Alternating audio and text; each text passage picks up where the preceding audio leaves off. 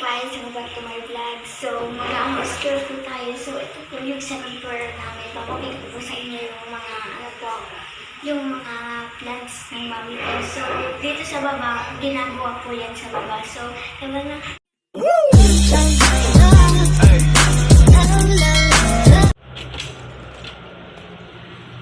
So guys, nandito na po tayo sa second floor. Tingnan niyo po. So, ito po yung dito muna po ako online school. So, kaya po madaming mga books o notebooks. At saka may face mask po. Sa mama ko po to, naiwan lang po niya. At saka, ito po yung halaga kong aso. Ito po. Pangalan po niya si Crystal. Mataba po siyang aso. Hindi po namin alam kung Shih Tzu po siya. Tingnan niyo po.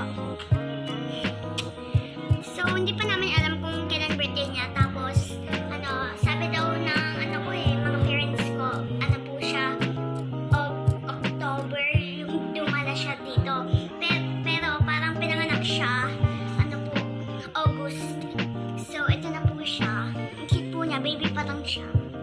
Ito naman po yung pangalawang aso, name is Sky. Tapos, po siya, long hair chihuahua. So, February 22, 2020 siya pinanganak. So, baby pa lang siya. Pero, magkaka-birthday na siya sa February 22. So, guys, ito na po yung pangatlo ko pong aso. So, ito po si Corn. Ito po siya, lalaki namin. So, mga apelido nila, lahat ng mga dogs namin, cats, flakes. So, ito po, si Corn. Cornflakes! Nagay po namin siya sa pangalang cereal. Ito na po. So, yung pinakauna ko po kasing aso, si Chocoflakes. Tapos, si Snowflakes. Yung pinaka number 1 na lang dito na isa lang siya dito sa bahay na pusa. Kaya, etong tatlo na to, pinag-aawayan. Kaya, lagi siyang tumatakas. So, kailangan siya paliguan. Tsaka nawawala ang color po niya. So, simulan na po natin yung house tour. Napakita ko na po sa inyo yung mga animals ko po. So, ito po yung garden ng mami ko. Madami po siyang plants. Ito po, butterfly plants. Ito po yung pinaka-paborito ko pong plant. Kasi, mukha siyang butterfly. At saka kapag, gabi, sumasarap po siya. At saka kapag umaga, bumubukas na po siya. So, galing. So, ito po, oregano. Ito po ay oregano. So, parang panggamot sa, COVID-19. Pero, po siya, halagang gamot. So, po niya, smell. Hindi siya paborito. Konti lang. So, madami pa pong, halaman si mami. Mayroon pang spider plants, San Francisco, madami pang iba. Tapos, buhok ni Maria na sa baba ko. So, ito po, snake plant. Ito po siya, pinakamahaba. Ayan po. Gustong-gusto ni mami talaga ng snake plant. So, ito, bumili po siya. Tapos, meron po kami dito sa internet po namin. Ito po, buhay pa rin po siya kahit wala po siyang, lupa. Nasa tubig lang po siya. So, ito po siya.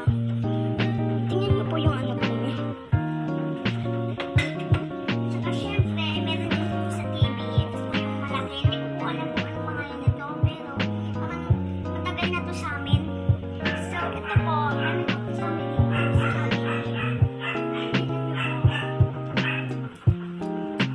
Ayan po yung mga plants. Mami, lagi po na yung alagaan ko. Tsaka walang nagpapahawak dito. Si mami, ayaw magpahawak ng plants niya. So, ito po.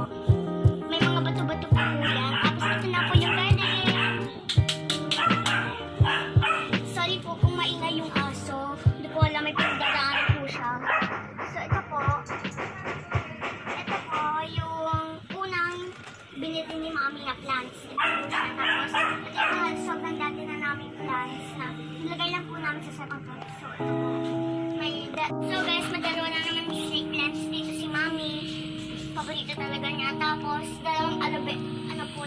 dalawang oregano na naman po.